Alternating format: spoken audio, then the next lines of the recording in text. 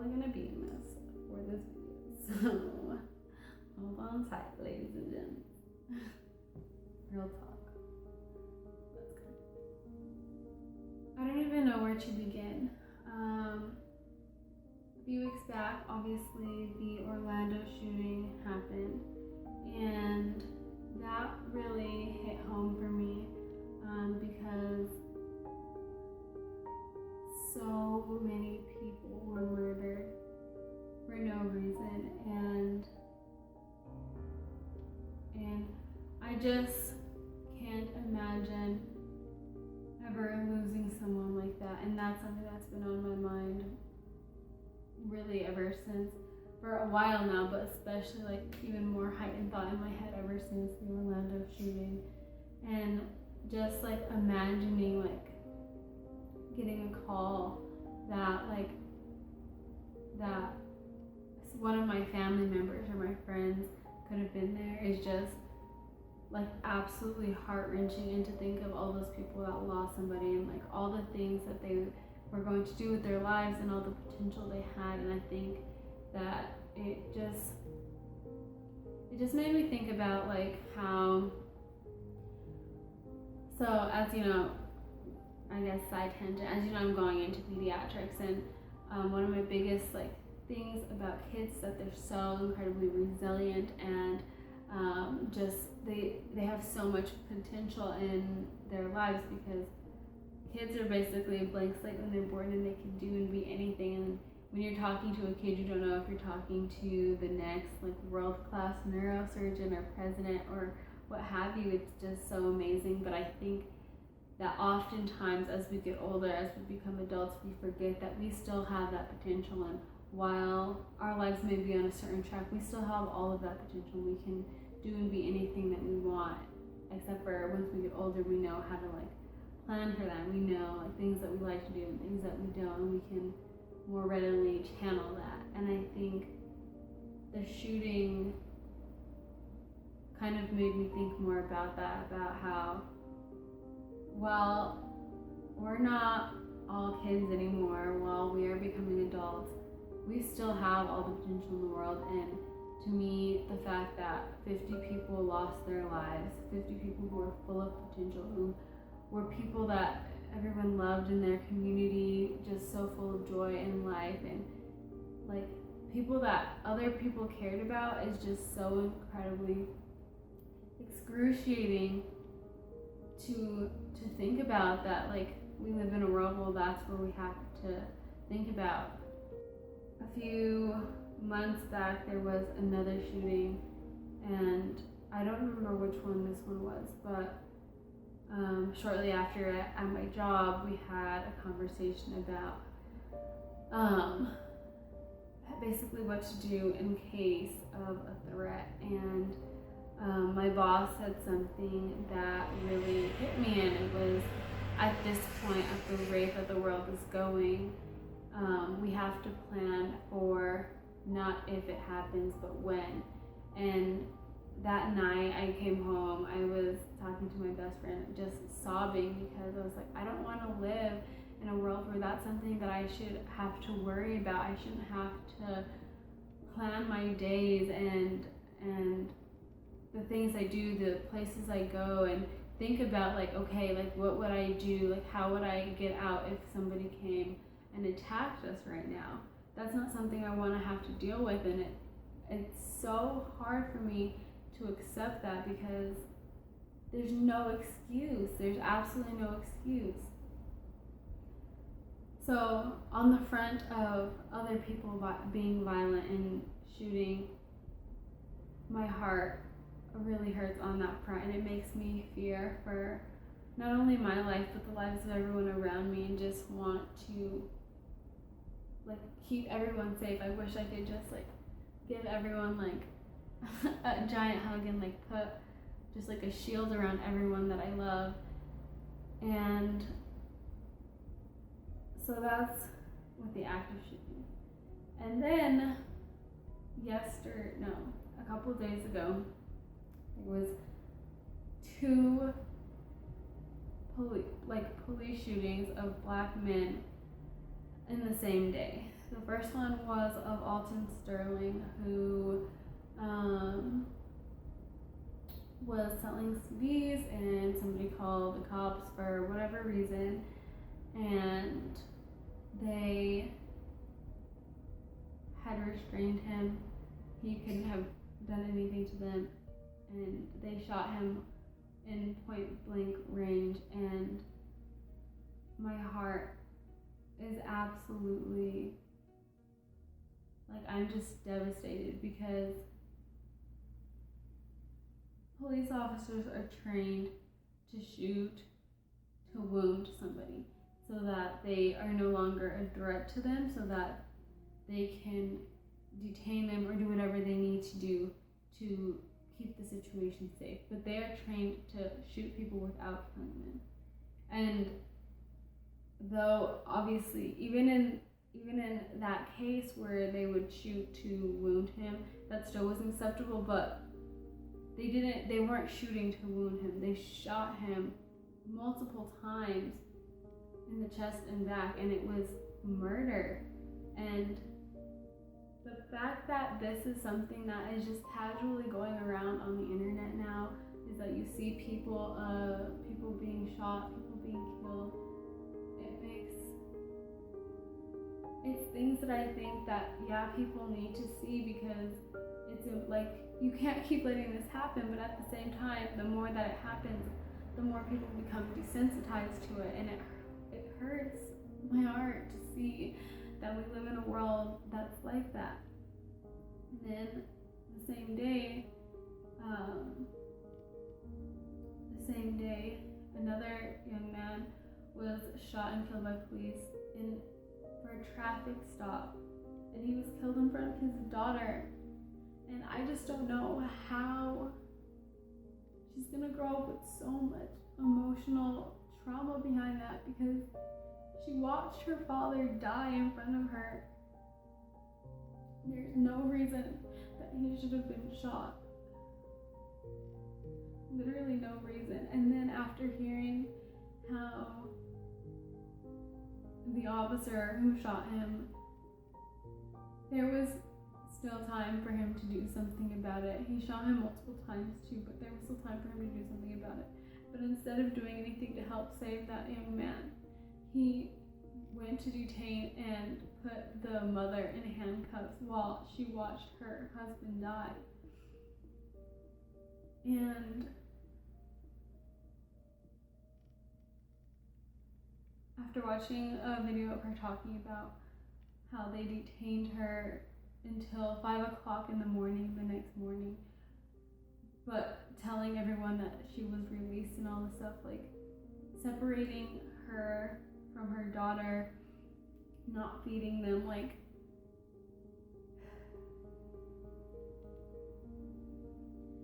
I don't know how anything's gonna be better, because with active shootings and just crazy people in the world, in our country, we can do like gun laws and change the gun laws and figure out how to make this not happen.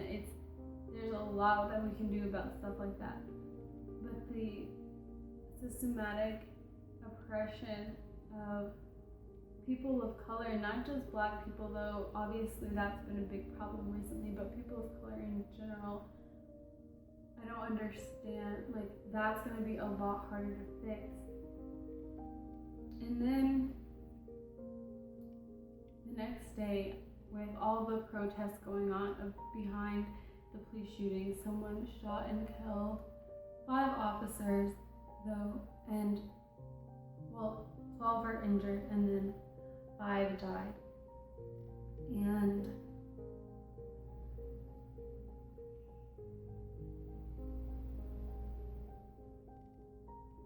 I think as a nation, we're at a point where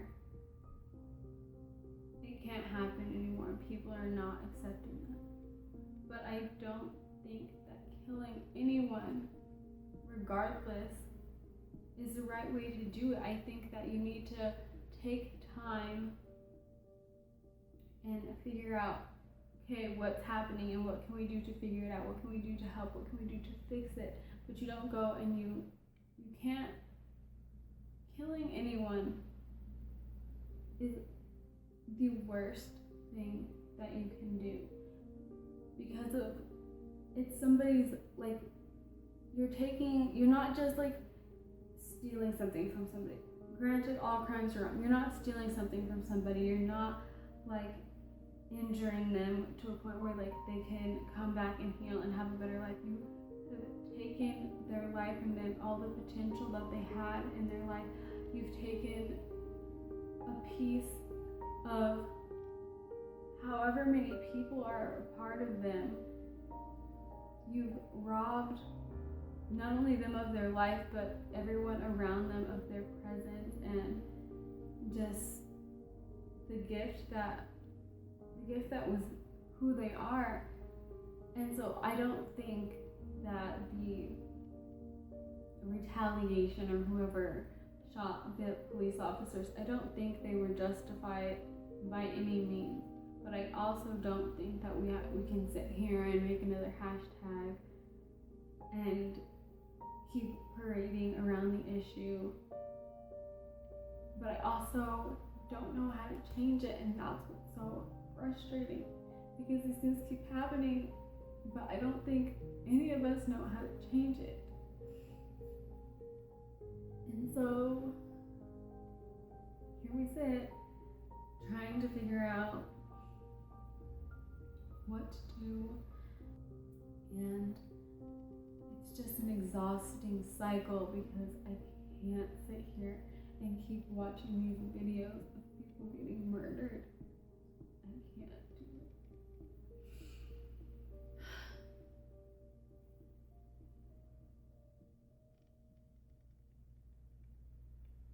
Let's not forget to address all the things happening overseas, the terrorist attacks happening overseas with 500 people dying in a bombing. And I saw a video of one of the young men who died in that incident. He was a dancer.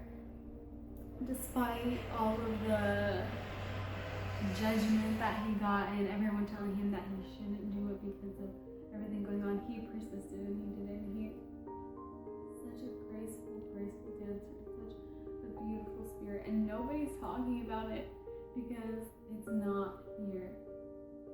And people have labeled everyone from the Middle East as terrorists, and so when they're under acts of terror, people don't care. And there's people dying all over the place for no reason.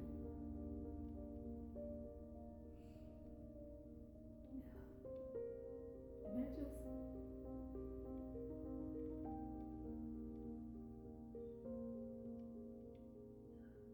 I don't want to be.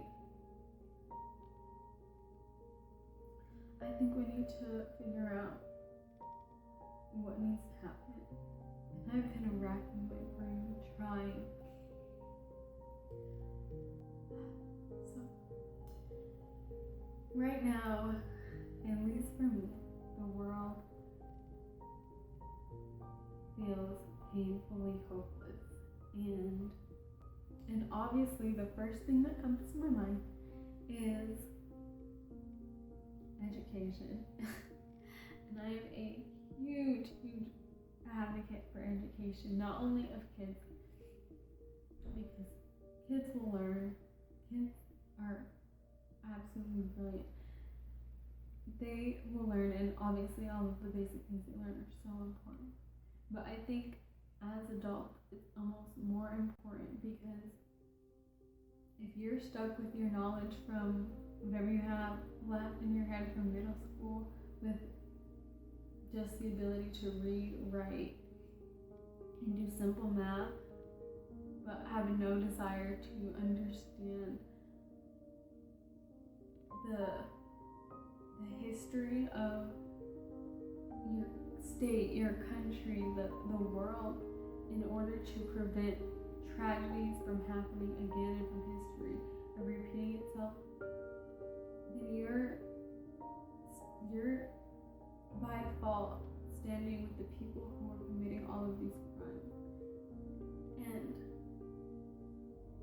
it's not, you don't have to spend hours and hours researching and finding out. If you spend a couple minutes looking to see,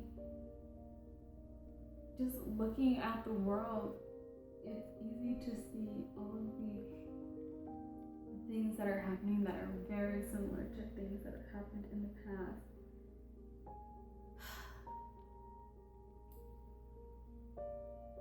But education is key.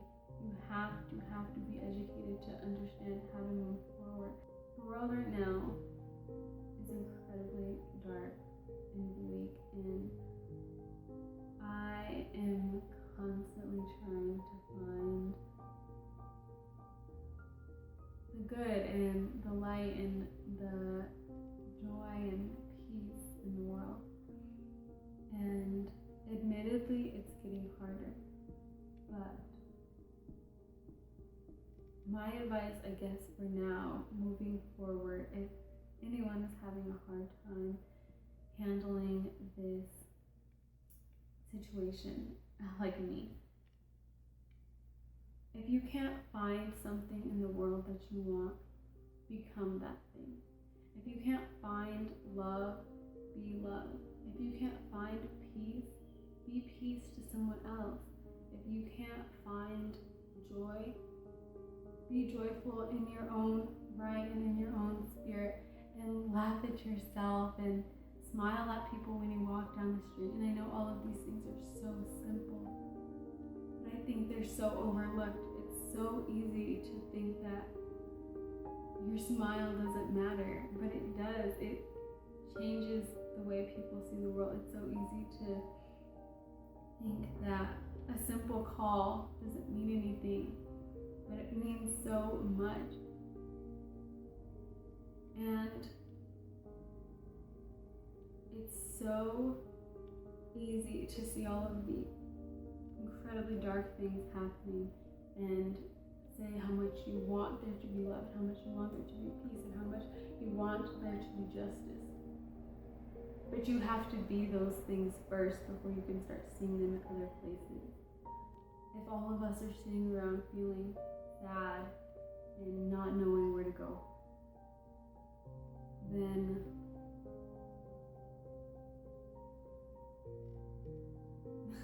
that's how the world's going to stay. All of us sitting around being sad and wanting something to change.